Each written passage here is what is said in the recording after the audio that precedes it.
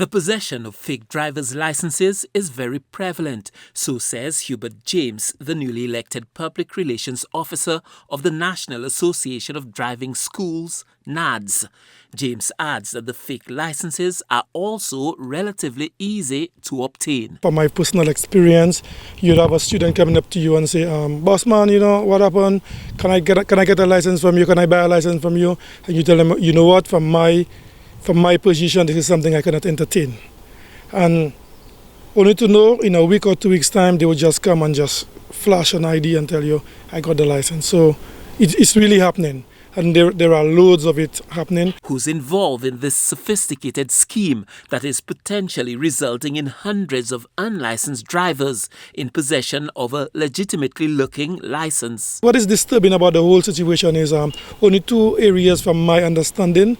There's the printing, is the electoral department and the ministry. With the ministry, you need the approval of the supervisor to get it printed. So, something is really happening that should not be happening. James says the fake licenses cannot be differentiated from the genuine article. Only a check of the Ministry of Transport's database will reveal that the license is not genuine. They are very authentic, nothing different from that of what the ordinary person would get.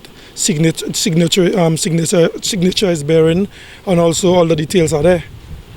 Okay, so you can't differentiate them from the proper license? No, there is no differentiation. I think the only thing probably is the system. Probably if the person goes to renew, sometimes they have issues where the details are not in the system, where they consider it to be fraudulent. Yes. Or if you have an accident, then definitely. So if the police, because the police have the technology where they could actually screen the license to see if it's authentic. St. Lucia's roads may be swamped with hundreds of drivers who've never had a single session of a formal driving class, let alone having their driving competence examined.